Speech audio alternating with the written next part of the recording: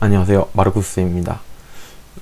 이번 시간에는요, 얼마 전에 교육부에서 영재학교 과학고의 입학 전형의 개선안을 발표를 했죠. 그래가지고 이제 예전에 비해서 사실 이번에 이제 개선안을 발표하면서 2022학년도의 영재학교나 과학고 입학 전형이 굉장히 여러 가지가 바뀐 게 많아요. 그래서 지금 이제 발표가 된 지 얼마 안 됐고, 그렇기 때문에 학원들이나 일반적인 뭐 이제 그런 사교육하는 이쪽에서는 바뀐 거에 대해서 이제 어떻게 적용해가지고 또 이제 아이들을 수업을 할 건지에 대해서 되게 이제 한참 고민들이 많은 시기인데, 일단 바뀐 전형의 내용에 맞춰서 어떻게 준비를 해야 되는지에 대해서, 그리고 뭐 공부를 하는 부분이나 그다음에 입학을 하는 데 있어서 필요한 1, 2, 3차 전형은 기존에 비해서 어떻게 바뀐 부분에 맞춰서 어떻게 준비를 하는 게 좋은지, 이런 거에 대해서 이제 좀 설명을 하는 이제 특집이라고 해야 되나, 지금 이렇게 영상을 하나 준비를 하게 되는데요. 사실 이거는 이제 제가 일을 하고 있는 학원에서 기존에 제가 하던 방식의 일반적인, 그 전까지 해왔던 영재고 입학을 위해서 공부하고 아이를 준비시켰던 부분에서 어떻게 수정을 할 거고, 앞으로는 이제 입학 바뀐 개선안에 맞춰서 우리도 영재고 대비는 이렇게 바꿔서 하겠다라는 거에 대해서 사실은 학부모분들한테 이제 간담회 때 소개를 드리려고 만든 자료예요. 물론 이제 학원에서 이제 발표한 발표회 자료에서 이제 개인정보나 이런 걸 이제 뺀 자료긴 한데, 그래서 그거에 맞춰서 이제 바뀐 부분에 대해서 일반적으로 부모님들이 알고 계시면 좋은, 그러니까 이건 어떻게 보면은 학원에 다니시는 부모님들한테 설명을 드릴 거긴 하지만, 부모님도 바뀐 전형에 대해서 이렇게 좀 준비하는 과정이 이렇게 변화할 것이다 라는 걸 좀 알고 계시면 좋을 것 같아서 제가 영상으로 지금 만들게 됐고요. 그래서 제목은 2022학년도 이제 영재학교 과학고 입학 전형 개선안에 따른 입시 준비 방향으로 정했습니다. 그래서 보시면서 설명을 좀 드릴게요. 자, 첫 번째는 이야기 순서죠. 오늘의 이야기 순서. 자, 첫 번째는 영재학교 과학고의 입학 전형 개선안 개요. 그러니까 11월 16일이죠. 이제 교육부에서 영재학교 과학고가 너무 이제 사교육에 치중된 위주의 입학 전형 방식, 그리고 특히나 입학을 하는 아이들을 이제 학생들을 선별하는 과정이 영재성이 있는 학생들을 선발을 한다기보다는 뭔가 우리 영재고에 왔을 때 이 친구가 우리 영재고의 수업을 잘 따라갈 수 있을지를 검증하는 형태의 문제가 더 많았다. 쉽게 얘기하면 선행이 잘 돼 있다든가, 아니면 굉장히 어려운 문제를 같은 거를 이제 많이 공부를 해가지고 그런 지식을 많이 습득한 친구들 위주로 선발을 해왔던 거죠, 영재학교에서.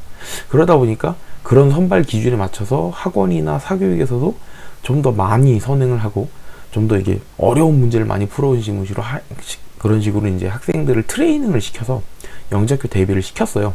그래서 교육부에서 어떻게 바꾸면은 좀 더 정말 영재성 있는 아이들을 선발을 하고, 그리고 어떻게 하면 좀 더 사교육에 좀 더 이제 의지를 덜 할 수 있는지, 이런 쪽에 이제 고민을 해가지고 개선안을 발표를 했는데, 거기에 대해서 개요 어떻게 변형되는지 다시 한번 확인을 해보고, 이제 1차, 2차, 3차 대비는 어떻게 앞으로 진행하는 게 좋은지 간단하게 설명을 드리고, 마지막으로 영재학교를 한 이후에 이제 어떻게 학습을 하는지에 대해서 간략하게 말씀을 이제 드리려고 해요. 들어가기 전에 여기 나와 있는 내용은 제가 이제 근무하는 곳에서 앞으로 아이들이 이렇게 대비를 하는 쪽으로 좀 변경을 할 겁니다. 그러니까 바뀐 개선안에 맞춰서 우리도 이렇게 변형해서 대비를 할 겁니다 라고 설명을 드리는 거기 때문에, 뭐 이렇게 무조건 하셔야 된다도 아니고, 학원마다 바뀐 개선안에 대해서 아마 이제 학원 측에서 이제 대비하는 방법들이 조금씩 다 다를 거예요. 아직은 이제 이게 뭔가 이렇게 하는 게 효율이 좋다라고 검증된 게 없고, 사실 2022학년부터 이제 막 처음으로 적용이 되는 거기 때문에 아직은 뭔가 확실한 방법이나 더 좋은 효과적인 방법이 나온 게 없거든요. 그러다 보니까 학원들마다 의견이 다르고 방법이 다를 수 있어요. 그렇기 때문에 보시면서 이 방법이 무조건 옳다라고 생각하시면 안 되고, 이쪽 학원 또는 저 선생님은 이런 방식으로 이제 수업을 이제 하시려고 하는구나 라는 걸 그냥 참고만 하시고, 부모님들도 이 변형, 그러니까 기존에 했던 거랑 어떻게 변화해서 이제 학원들이 수업을 할 건지에 대한 샘플이라 생각하고 보시고, 우리 아이는 그러면 영재고 데뷔할 때 어떻게 준비를 좀 더 해야겠다라는 걸 약간 감을 익히시라는 그런 자료의 느낌으로 보시면 좋을 것 같아요. 자, 첫 번째 얘기는 영재학교 과학고의 입학 전형 개선안 개요예요.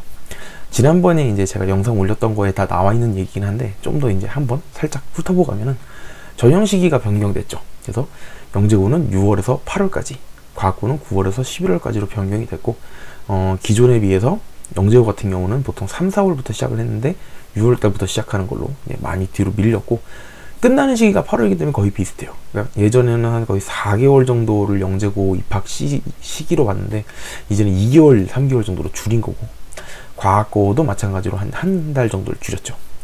자, 전형 방법 변경인데 이거는 영재고 간의 복수 지원이 불가합니다. 그러니까 이건 2022학년도 기준인데요. 영재학교를 예전에는 3개까지 학교를 쓸 수 있었는데 지금은 1개밖에 못 써요.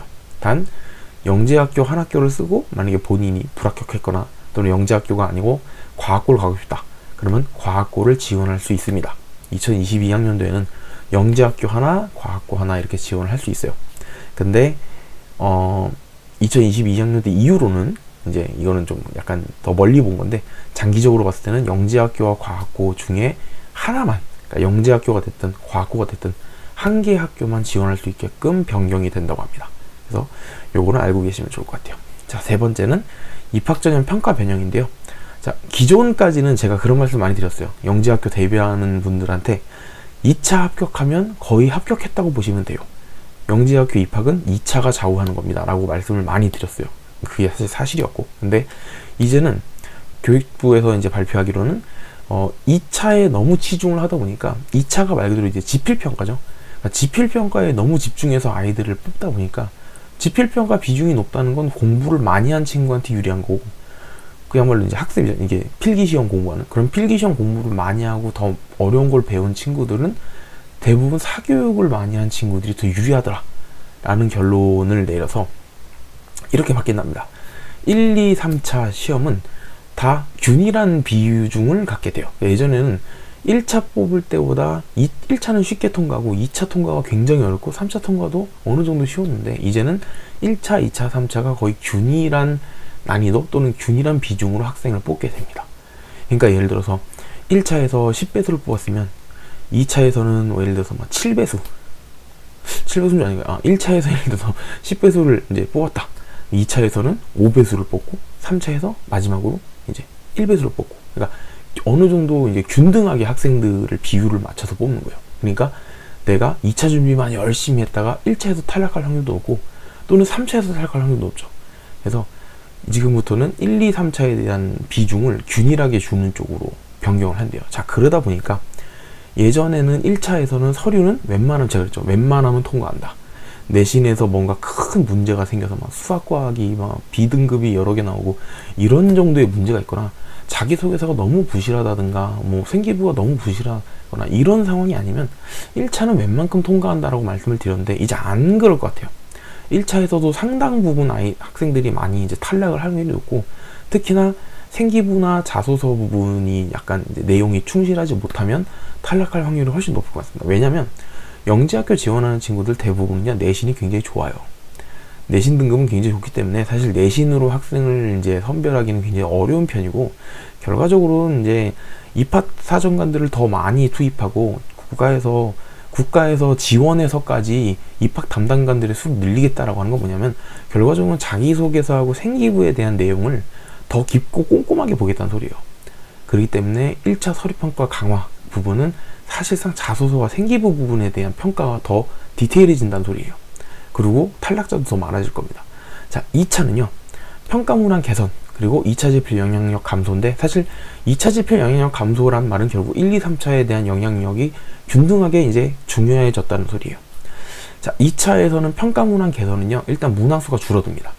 그러니까 예전에는 뭐 20문항, 25문항 이렇게 문제가 나왔는데 이제는 약 10문항 정도로 문항 수가 줄어들 거예요. 대신에 그 문항들이 예전처럼 단답형이나 또는 어떤 선다형 문제보다는 대부분 이제 긴 지문을 읽고 거기 있는 내용을 다 확인을 한 다음에 문제를 서술형으로 풀어야 되는, 그리고 이제 더 나아가서는 이제 열린 문항이라 그러는데, 이제 열린 문항에 대한 건 나중에 뒤에서 말씀을 드리겠지만, 그러니까 뭔가 학생이 기본적으로 문제를 푸는 실력만 가지고 풀 수 있는 문제들이 아니고 여러 가지 뭐 과학이나 수학이나 그 이외의 기타 여러 가지에 대한 지식들을 총동원해 가지고 자기가 생각하는 바를 쭉 서술형으로 풀어내는 형식으로 쓰고, 그만큼 이제 입학 담당관들이 답안지에 대해서 선생님 보고서 이건 답이 3번이 맞고 4번은 틀리고 이렇게 채점하는 게 아니고, 선생님 여러분이 모여가지고 이 문항을 쓴 학생의 답을 보고 선생님들이 논의한 후에 그 답안에 대한 점수를 매긴다든가,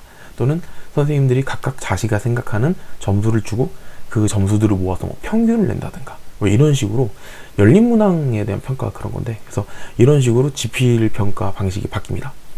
3차는요, 다양한 유형의 종합평가라고 하는데 사실 기존에 하던 영재 캠프와 비슷하다고 생각은 돼요. 근데 아마도 몇 가지에 대한 평가 방식이 더 추가가 될 확률이 높고, 왜냐면 일단은 3차에 대한 비중도 높아지기 때문에 그만큼 기존에 했던 것보다 약간 평가 기준이 더 여러 가지가 생길 가능성이 높고요. 그래서 일단 기본적으로 그렇게 변할 것 같습니다.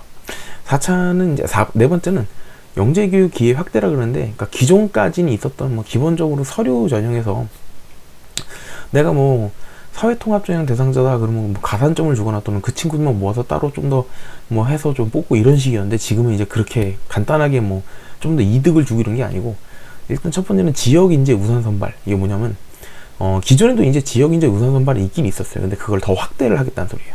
그러니까 뭐 수도권 친구들은 이제 좀 더 유리하고, 뭐 약간 지방 사는 친구들은 불리하고 뭐 이런 거에 대한 문제도 좀 있기 때문에 그래서 영재고가 이제 있지 않은 그런 지역들의 학생들의 경우 일정 비율을 뭐 이렇게 특출한 친구들을 우선 선발로 더 예전보다 더 비율을 높여서 뽑는다든가 이렇게 바뀌게 되고, 그 다음에 사회통합 전형 대상자 교육 기회는 뭐냐면, 예전에는 그냥 서류 쓸 때 사회통합 전형 대상자입니다 라고 쓰면 거기에 대해서 이 친구 같은 경우는 뭐 일반 전형 친구들이랑 다르게 따로 뽑아가지고 이 친구 중에 선발하고 이런 식으로 했는데, 이제는 사회통합 전형 대상자인 경우는 초등학교, 중학교 때부터 학교에서 미리 확인을 하고 선정을 하면 이 친구들은 영재 교육을 따로 학교에서 시켜준다는 소리예요.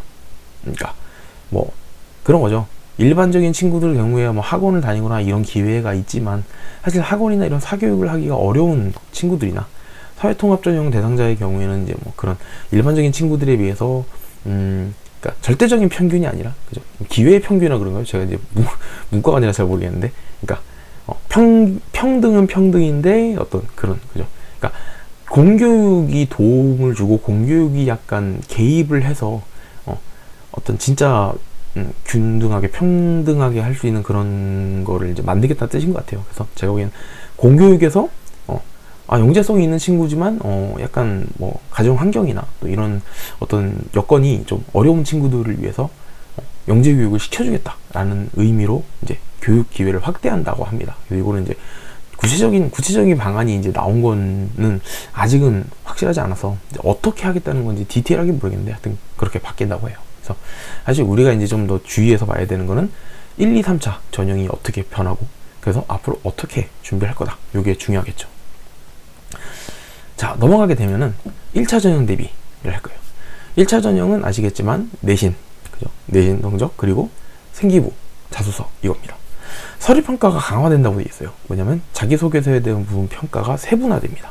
예전처럼 그냥 쭉 읽어보고 그렇구나 이런 수준이 아닌 거예요. 이제 진짜 굉장히 그 자기소개서에 대한 부분을 꼼꼼하게 체크를 하고 생활기록부에 있는 내용도 같이 평가를 하면서 정말 영재성이 있는 친구, 또는 본인이 영재고와 그 이후에 내가 앞으로 어떤 사람이 됐다, 내가 이공계열의 어떤 인재가 되기 위해서 어떤 방향으로 공부를 하겠다라는 방향을 정해놓고 꾸준히 노력하고 준비해온 친구들, 자기소개서에도 그런 게 나오고 생활기록부에서도 그런 게 보이는 그런 친구들을 좀 더 세분화해서 평가한 다음에 뽑겠다는 소리입니다.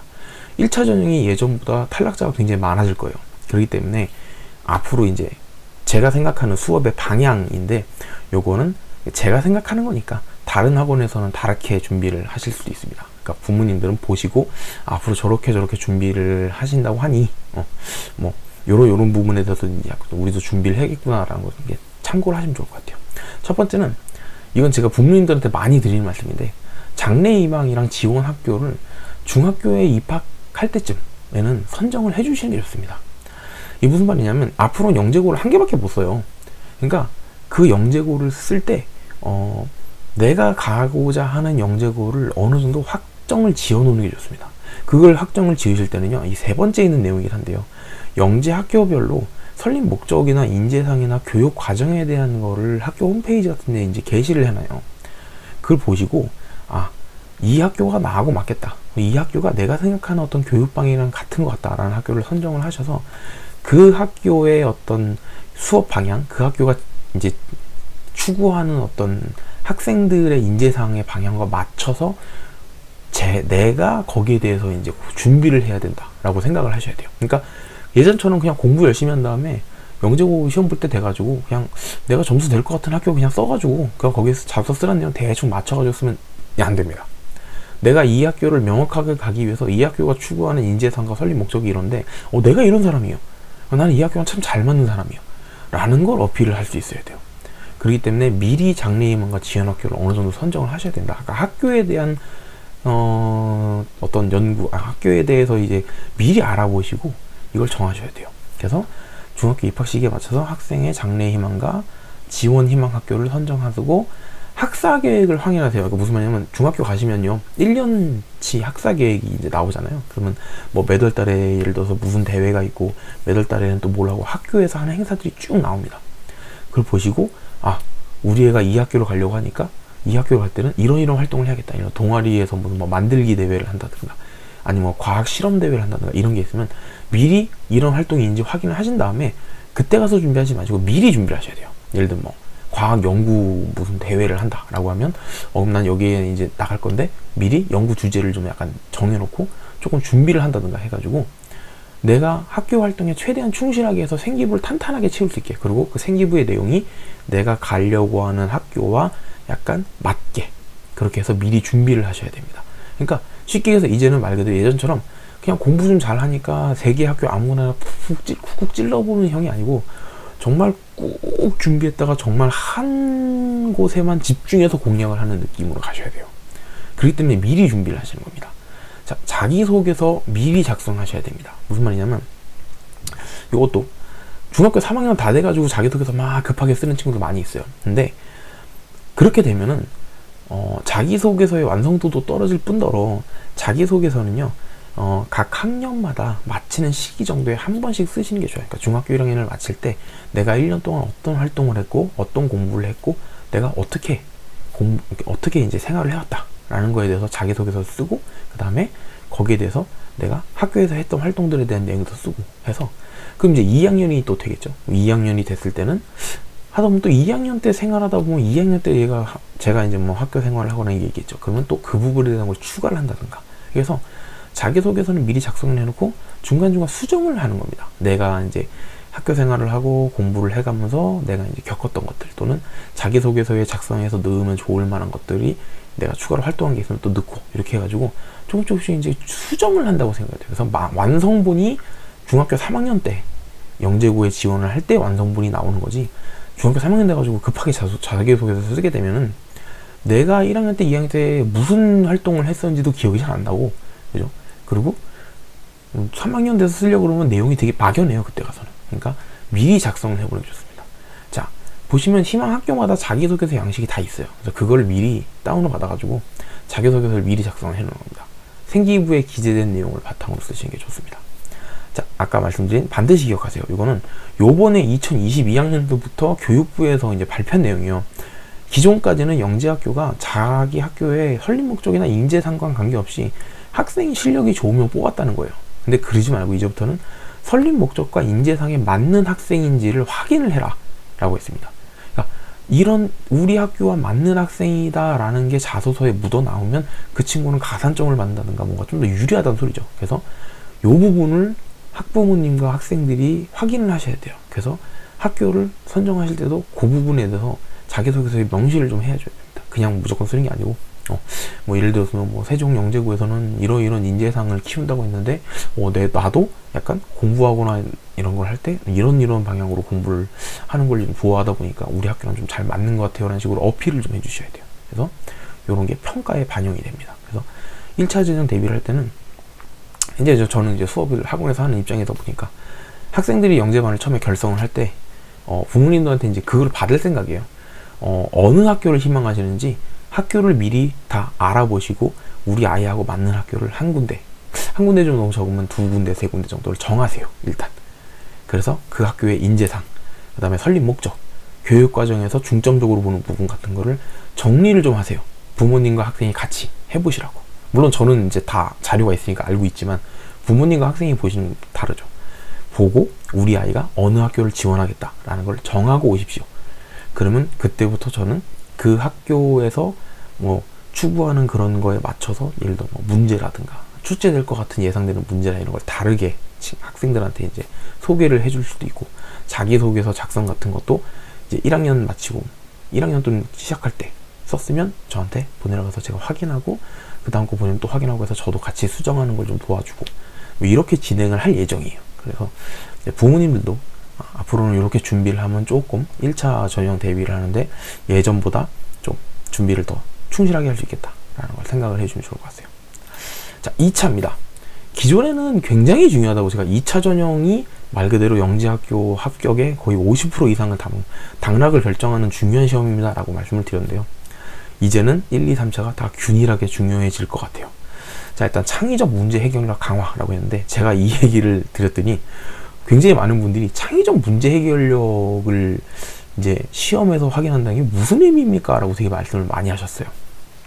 일단은 변경점이 단답형, 선다형 문항수 대폭 감소됩니다. 말씀드렸죠. 전체 문항수 감소됩니다. 근데 열린 문항의 비중이 확대된대요. 그러니까 이렇게 생각하시면 됩니다. 기존에 뭐 1번, 2번 이런 선다형 문제 되게 많이 줄어들고 거의 없어진다시피 줄어들고요. 단답형 문제 굉장히 줄어듭니다. 대신에 문장 지시문이 굉장히 길고 내가 어떤 문제에 대해서 문제도 굉장히 길겠죠. 그 문제를 해석한 다음에 내가 생각하는 풀이 방법은 이렇습니다 라고 서술형으로 써야 되는 문제들이 약 10문제에서 12문제 사이로 나온다는 소리예요. 문제 수는 줄어들었지만 그만큼 문제가 고민도 많이 하고 더 어렵다는 소리입니다. 차라리 예전처럼 우리가 무슨 정리, 무슨 공식을 외워서 문제를 풀고 남들이 안 풀어본 정도로 깊게 고민해야지만 보이는 닮은 합동들을 찾아서 막 계산을 하고 이게 더 쉬울 수도 있어요. 이게 열린 문항이나 이 긴 지시문이나 이런 창의적 문제 같은 경우는 굉장히 어렵습니다. 일단 문제를 읽고 그거를 의미를 이제 해석하는 데만 해도 굉장히 힘들어요. 자, 그래서 어떻게 준비를 해야 되냐? 일단 서술형 문장제 위주의 학습으로 전환을 해야 됩니다. 물론 저는 기존에 수업을 계속 하면서 학생들한테 기본적으로 뭐 그냥 닮음 확동 계산으로 푸는 문제들도 전부 다 서술형으로 풀이를 다 쓰게 만들었어요. 풀이를 정확하게 쓰지 않고 내가 사용하는 공식에 대한 증명 과정을 저기다 명시하지 않으면 다 틀렸다고 해버렸습니다. 그러니까 서술형 문제에 굉장히 익숙해요. 저랑 수업하는 친구들은. 근데 이거는 언제까지나 아까도 말씀드렸지만 수학적인 지식을 물어보는 문제를 서술형으로 푼 겁니다.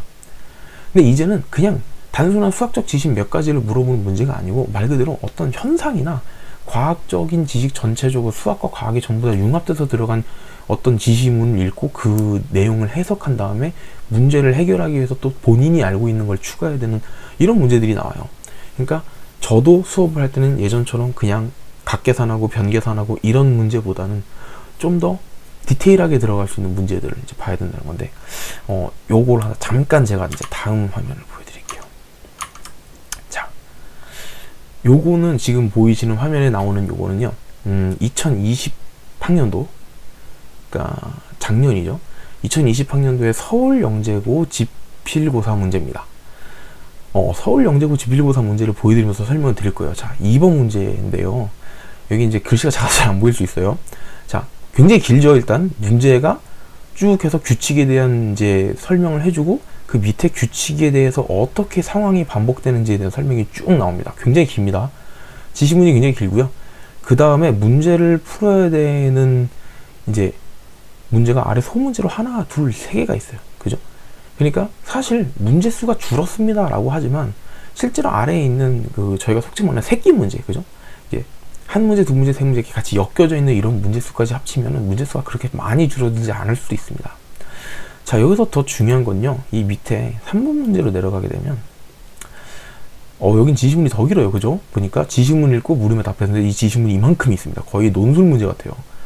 자, 이걸 쭉 읽으면서 어떤 뭐 미세먼지에 대한 필터에 대한 얘기인데, 그런 얘기를 굉장히 이제 쭉 얘기를 해주면서 결과적으로는 이제 가로 세고 그물 형태에 대한 필터의 뭐 미세먼지 투각을 계산을 하는데, 뭐 형태에 대한 얘기, 선의 굵기 해가지고 배열에 대한 얘기를 설명을 해준 다음에 문제가 이렇습니다. 뭐 어떻게 해서 쭉 해서 투가 대한 것을 설명했는데, 마지막에 볼게요. 자, 마스크 필터 구멍의 적정한 크기에 대해 설명하세요.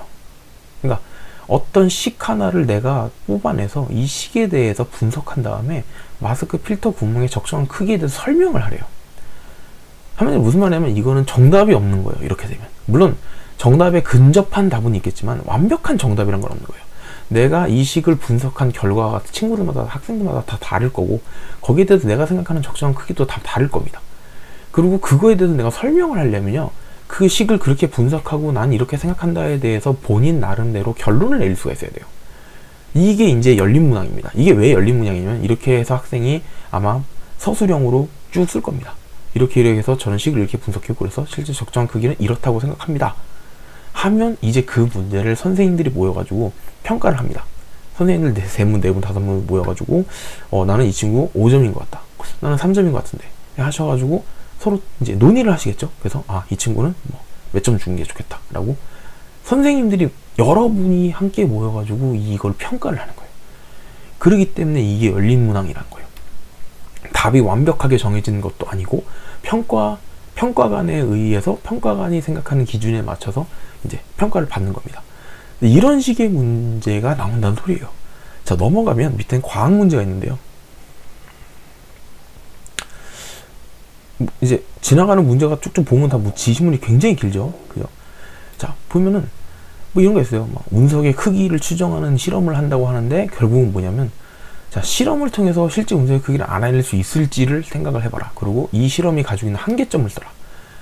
그러니까 무슨 말이냐면, 이 실험에 대해서 결과값이 얼마냐 이걸 물어보는 게 아니에요. 이 실험을 해서 내가 거기에서 실험 결과를 얻게 될 텐데, 이렇게 얻은 실험 결과가 과연 얼만큼 신뢰도가 있겠냐, 또는 이 실험이 가지고 있는 어떤 문제점, 내가 이렇게 실험했을 때 어떤 오차가 생길 수 있다라는 거에 대해서 생각을 해봐라. 뭐 이런 문제들이에요. 그러니까 이런 문제들이 말 그대로 이제 열린 문제, 서술형 문제가 되는 겁니다. 그러니까 물론 서울영재고 문제는 굉장히 어려우니까 난이도는 뭐 다른 학교들이 좀 난이도는 낮출 수 있을지 몰라도 문제 형식이 이런 식으로 나온다는 소리예요, 앞으로는. 그러면 선생님들이 수업을 할 때는 기본적으로 기존에 했던 문제풀이 형식, 각을 찾고 변을 길해서 답이 얼마, 이런 문제보다는, 물론 그런 거 배워야겠죠. 기본적으로 필요한 수학적 지식은 다 배워야 되지만, 기존처럼 계속 그렇게 해서 그런 문제만 푸는 게 아니고 그런 걸 다 배웠으면 마지막에 와서는 영재고 시험 보기 전에 한 3달, 4달 전부터는 이런 문제들을 이제 풀어봐야 되는 거예요, 학생들이 직접. 근데 이게 쉽지 않은 게, 그렇게 했을 때 학생들이 문제 풀이를 썼으면 선생님이 그걸 읽고, 이 친구는 점수가 몇 점 정도일 거다, 이 친구는 이렇게 쓰면 되겠다 안 되겠다에 대해서 선생님들도 문제 평가, 그러니까 저렇게 말하면 문제 답에 대한 평가 기준을 만들어야 되고 굉장히 힘들어집니다. 그래서 사실 이게 이렇게 정말 문제가 이런 식으로 나와버리면 학원에서 학생들을 일괄적으로 수업해서 끌어올리고 하기가 굉장히 어려워져요. 문제를 풀어주고 거기에 대한 기준을 세우고 어떤 기준에 맞춰서 이 친구는 아마도 어느 학교 정도의 예상 뭐 입학이 가능할 것 같다라는 예상치가 나와야 되는데, 점수가 딱 나와보면 참 좋겠는데 점수가 나오는 게 아니고 말 그대로 학생이 자신의 생각과 의견을 제시하는 식으로 이제 서술을 하기 때문에 선생님들은 그걸 읽고 어느 정도 이 입학사정관들이 이 문제를 이 친구의 풀이를 보고 어느 정도 점수를 줄 건지에 대해서도 판단하기가 굉장히 어렵단 말이에요. 그래서 이런 식으로 문제가 바뀌어 나오니까 아마 학원이나 영재고를 준비하는 선생님들도 이런 식의 평가와 풀이에 대해서 좀 연구를 하셔야 되는 상황이 된 겁니다. 되게 저도 굉장히 머리가 아파요. 근데 이런 문제들에 대한 자료는 가지고 있지만, 아까 말씀드렸다시피 제가 어떤 친구에 대해서 그 친구가 쓴 서술형 그 답에 대해서 얼만큼의 점수를 줘야 되는지에 대해서 저 나름대로 더 연구를 하고 좀 기준도 만들고 해야 되기 때문에 당분간은 쉽진 않을 것 같습니다, 이런 것. 그래서 이런 식으로 공부하는 방향을 바꿔야 돼요. 그래서 부모님들도 학원에서 뭔가 이런 식으로 지필고사에 대한 평가 기준이나 문제의 스타일이 바뀌었기 때문에 이런 식으로 움직여주는 학원을 좀 찾으셔야 됩니다. 그냥 기존처럼 어머니 그래도 예전에 하던 방식이 필요해요. 필요하죠. 근데 바뀌었잖아요. 문제 양식이나 평가 기준이 다 바뀌었잖아요. 그러면 바뀐 기준에 맞춰서 어쨌든 최대한 그 부분에 맞춰 가려고 하는 학원들을 좀 찾으시는 게 좋습니다. 일단 이렇게 되다 보니까 사실 사교육 쪽에서도, 학원이나 이쪽에서도 좀 머리가 많이 아플 것 같아요. 이런 식의 문제가 나온다는 것을 보여드리려고 한 겁니다. 자, 돌아와서요.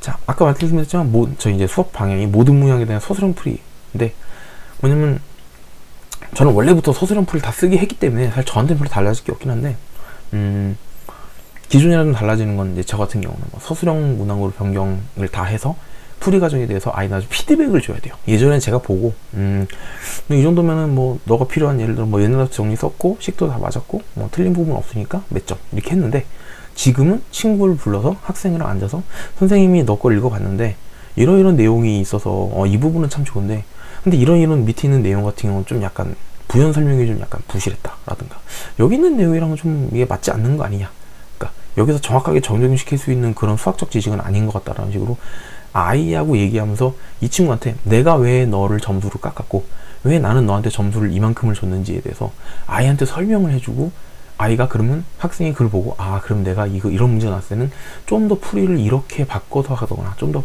설명을 좀 더 디테일하게 했구나 라는 걸 본인이 배워야 됩니다. 그래서 피드백 과정이 필요해요. 그러니까 예전처럼 그냥 제가 점수 한다면 야 너도 몇 점이야 이렇게 할 수가 없는 거예요. 아이랑 앉아가지고 내가 왜 이렇게 점수를 줬는지, 또는 앞으로 네가 학교 시험 보러 가면 아마 이 딱당당하게 너가 이렇게 했으면은 이런 부분에서 점수를 감점할 것 같아, 또는 이런 부분에 대해서는 잘했으니까 점수를 좀 잘 줄 것 같아. 그러니까 우리 이런 거 이렇게 해서 이렇게 준비를 해야겠다 라는 식으로 본인이 작성 요령이랑 그런 거에 대해서 좀 더 생각할 수 있는 여지를 줘야 돼요. 그래서 피드백 부분을 좀 해줘야 될 것 같다는 생각이 들어서 이렇게 정했고, 이거 되게 중요한데요. 사실 독서 부분은 일반적으로 수학 과학학원에서 챙기기가 참 힘든 부분이에요. 근데 독서가 엄청나게 중요해졌다라고 볼 수밖에 없어요. 근데 독서는 아시겠지만 독서를 했다고 해서 독서를 좀 하나야 안 하나가 이렇게 차이가 나고 그런 느낌이 안 들잖아요. 독서를 아무리 많이 한 친구라고 해도 그 친구가 글을 무지하게 잘 쓰고 막 이런 건 아니지만, 사실 독서를 많이 하지 않으면 기본적으로 문장 풀이를 쓰거나 자기 생각을 서술하는 데 있어서 되게 이제 불안정하고요. 그 다음에 두 번째는 독서를 많이 하면 그만큼 특히나 약간 영재고에서 이제 추천하는 추천 도서 같은 거를 많이 본 친구들은 기본적으로 수학이나 과학적인 지식들도 많습니다. 독서를 많이 했기 때문에. 그러니까 본인이 이렇게 공식이나 문제풀이에 대한 스킬을 외우는 게 아니고 정말로 과학 현상이나 수학에 대한 이론들에 대한 전체적인 개괄적인 내용들을 많이 알게 돼요. 그러니까 내가 쓸 때 서술형으로 쓰거나 뭔가를 선생님한테 내가 이런 걸 알고 있습니다라는 걸 어필하기가 굉장히 좋다는 소리죠. 그래서 독서를 꼭 해야 돼요. 이거는 학원 쪽에서 학원 선생님들이 체크하지 못한다 그러면 부모님께서 독서는 체크를 하고 꼭 챙기셔야 됩니다. 제 생각에는 한 달에 한 2개에서 3개 정도는 너무 많은가요? 하여튼 꾸준히 책을 항상 읽으시는 걸 권장을 해요. 그래서 특히나 영재고나 과학고에서 추천 도서로 이제 선정하는 그런 도서들은 꼭 읽게 해주십시오.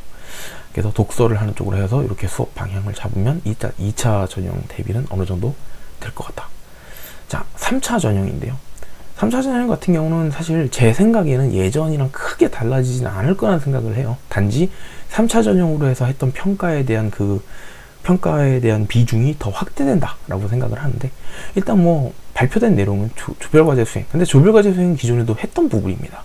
실험 설계 및 관찰, 실험은 하는 경우도 있고 안 하는 경우도 있었는데, 이제 실험 설계하고 관찰하고 거기에 대해서 이제 보고서 쓰거나 이런 것도 이제 평가 기준에 들어가는 것 같아요. 글쓰기 있었죠. 에세이는 이제 사실 많이 있었고, 인성 및 태도 면접인데 이거는 기본적으로 이제 면접은 보잖아요. 그래서 내용만 봐서는 기존에 했던 영재 캠프하고 크게 다르지 않아요. 근데 일단 수업 방향은 발표 수업 비중 같다. 이건 제가 이제 수업을 할 때 제 유튜브에 이제 사실은 학생들이 발표를 했던 영상들이 올라와 있어요. 제가 이제 비공개로 맞긴 했는데 다른 분들이 보는 거를 이제 학생들이 싫어해서. 근데 이걸 왜 찍었냐면은 제가 이제 수업하면서 학생들한테 문제를 나와서 한 명씩 풀어보자 그러면 지금 나와서 풀면 설명을 합니다. 저는 이 문제를 이렇게 풀었고요. 푸는 과정에 이런 공식을 썼고요. 왜 이런 공식을 쓰려고 했냐면 이러이러했었고요. 이렇게 설명을 합니다. 자, 그걸 보고 제가 카메라로 찍어놨어요. 찍고 이제 업로드를 했습니다. 유튜브에. 그리고 친구한테 그러죠. 한번 들어서 봐봐. 너가 발표했던 거를 너 스스로 봐봐. 그러면 보면 시선을 계속 땅만 보고 있거나 칠판만 보고 있다든가, 설명하는데 그냥 입으로만 이렇게 설명이 잘 안 된다든가. 그러니까 이런 걸 본인이 보면서 내가 말투가 좀 너무너무 웅그러거나, 또는 내가 시선을 너무 땅만 보고 칠판만 보고 있나를 보고 고치는 거예요. 선생님들이 선생님 수업하기 전에, 교수법 수업하기 전에 연습하죠. 그런 것처럼. 왜냐면 캠프에서 내가 보고서를 쓰거나 해서 뭔가 발표를 해야 되는 상황에 발표를 매끄럽게 자신있게 하려면 그런 연습이 필요하거든요. 그러다 보니까 발표 수업을 했었는데, 이제부터는 발표 영상에 대해서 약간 친구들이랑 같이 보면서 피드백도 하고 해서 요걸 좀 더 강화를 해야겠다라고 생각을 했던 거고, 두 번째는 이건 제가 하는 수업은 아니고 과학 선생님이 하시는 수업인데, 실험 수업을 하고 있거든요, 저희 학원은. 근데 실험 수업을 하는데 거기에 대해서 보고서도 작성을 하는데, 보고서 작성에 대해서 좀 더 디테일하게, 그리고 보고서를 작성했으면 거기에 대해서 리더십 평가나 협업 능력에 대한 평가 같은 것도 좀 평가란을 만들어서, 학생들이 그냥 실험만 하고 보고서만 쓰고 끝이 아니고 실험을 하는 과정에 어떤 오류가 있었거나, 또는 친구들이랑 협업을 하는데 이러이러 어려운 점이 있었거나, 이런 부분에 대한 것도 좀 기재를 하자. 그럼 나중에 부모님들한테 말씀드릴 때도 이렇게 해서 학생들이 이렇게 실험을 하는데 친구들이랑 어떻게 이제 역할을 분담을 했다든가, 또는 누가 리더를 맡아서 이 친구가 주도적으로 실험을 했는데 이런 결과를 얻었다. 그래서 좀 더 이제 그런 부분에 대해서 단지 실험을 했다라는 것보다는 실험을 하면서 협업 능력, 리더십 같은 것도 이제 확인을 할 수 있는 그런 준비 과정을 좀 만들려고 하는 거고, 선배와의 시간, 이거는 그냥 제가 생각을 했던 게 뭐냐면, 이제 영재학교 간 선배들이 3차 전형, 그러니까 2차나 1차는 몰라도 3차 전형은 제 생각엔 크게 변하지 않을 것 같아서, 선배들이 3차 전형 때 어떤 활동들을 했었고 어떻게 준비를 했었는지를 좀 들으면 좀 더 좋을 것 같아요. 3차 전형은 학생들이 의외로 뭘 해야 될지 모르겠어요 라는 얘기를 많이 하거든요. 그래서 실제로 3차 전형을 경험해 봤던 선배들이 3차로 갔더니 이런 거 하더라, 토론하더라, 아니면 실험하더라, 이런 걸 얘기를 해주면, 그런 걸 들으면서 이제 학생들이 좀 막연하게 캠프에서 뭐 한다고 들은 것보다는 좀 더 디테일하게 알 수 있지 않나 해서 요렇게 수업 방향을 잡았다라는 거 확인을 해주시면 좋을 것 같고, 자, 넘어가면은 영재학교 합격 이후에 뭘 할 건지입니다. 이거는 학원마다도 다르고 학생들마다 다 달라요. 왜냐면 영재학교 합격한 이후에 나는 예를 들어서 자연과학을 할 거다, 나는 공학 쪽으로 할 거다, 이게 다 다르기 때문에 그 이후에 공부해야 되는 내용도 조금씩 다릅니다. 저는 일반적으로 공대나 아니면 자연과학에 관계없이 기본적으로 학생들이 많이 공부하는 내용 위주로 공부를 잡아줘요. 첫 번째는 일단 고등수학과 과학을 마무리를 해야 됩니다. 그러니까 영재고 합격을 하자마자 바로 고등과학 진도를 해서 일단 11월까지, 교재는 저는 보통 개념센과 센과 일품을 많이 쓰고요. 과학 선생님은 하이탑을 쓰세요. 물화생지 2까지 다 끝내고, 자, 11월부터가 이제 사실은 이제 대학교 과정에 대한 건데, 이걸 왜 공부를 하냐? 아까도 말씀드렸지만 분명히 그럴 거예요. 선행 부분 다 없애고 이제부터는 창의 영재성으로 뽑는다고 했는데요, 선생님 왜 미적분학하고 고등수학을 선행을 하죠? 라고 하시는데, 입학하는 학생들의 평가 기준을 바꾸겠다고 했지, 영재학교에서 진행하는 수업 내용을 바꾸겠다고 한 건 아니에요. 이게 무슨 말이냐면, 영재학교에서는 어찌됐든 미적분학, 일반물리, 일반화학 공부를 합니다. 그렇기 때문에 영재학교를 합격했으면 내가 그 학교 가서 그 수업을 들어야 돼요. 그러니까 학교를 입학하기 위한 평가에서는 선행 부분을 줄이는 게 맞지만, 어쨌든 이 친구는 이 학교를 가게 되면 무조건 미적분학, 일반물리, 일반화학, 선형대수 이런 걸 배웁니다. 그러니까 들어가기 전에 공부를 해놓는 게 좋아요. 그래서 저는 미적분학을 들어가고, 교재는 저는 카플란 교재를 쓰는데, 보시면은 카플란 말고도 이제 여러 가지 책들이 있어요. 근데 저는 이제 이 책을 쓰는 거고, 교재를 꼭 이걸 쓰시라는 건 아닙니다. 그냥 제가 쓰는 교재를 적어 놓은 거예요. 자, 저희 과학 선생님은 할리데이 일반 물리학하고 브라운 일반화학을 쓰시는 걸로 알고 있어요. 그래서 이렇게 수업을 진행하게 됩니다. 이거는 영재고 합격 이후에 대한 교재나 이런 부분에 대해서는 사실 제가 여기서 다 설명드리기 너무 어려우니까 대략적으로 이렇게 진행을 한다라고 생각하시면 좋을 것 같아요. 그래서 네, 오늘 해야 되는 내용은 여기까지고요. 그래서 바뀐 이제 영재고 과학부에 대한 입학 전형 바뀐 부분에 대해서 저는 이렇게 그 전에 하던 수업에 대해서 이렇게 좀 변화해서 맞춰서 이제 변화한 부분에 맞춰서 수업을 합니다 라고 말씀을 드리는 거니까, 부모님들이나 학생도 이거 보시고 이렇게도 바꿔서 하는구나, 그러니까 그런 거에 대해서 좀 힌트를 얻으셨으면 좋겠어요. 뭐 이렇게 따라 하셔야 됩니다. 이게 이렇게 하는 게 맞아요. 라는 소리가 절대 아닙니다. 저는 이렇게 바꿔서 준비를 할 계획이 있다. 그러니까 뭐 부모님도 좀 참고하시면 좋겠다. 뭐 이런 의미고, 그래서 여기까지 진행을 하도록 하겠습니다. 그래서 네, 도움이 되셨으면 구독과 좋아요 부탁드리고요. 특집을 제가 원래는 대전영재고 특집을 하려고 했는데, 요즘에 영재학교 이제 입학 그 개선안이 나온 이후로 막 이제 기존에 있던 입학에 대한 정보들이 많이 바뀌었어요. 그래가지고 조금 더 준비를 한 다음에 올리도록 하겠습니다. 네, 감사합니다.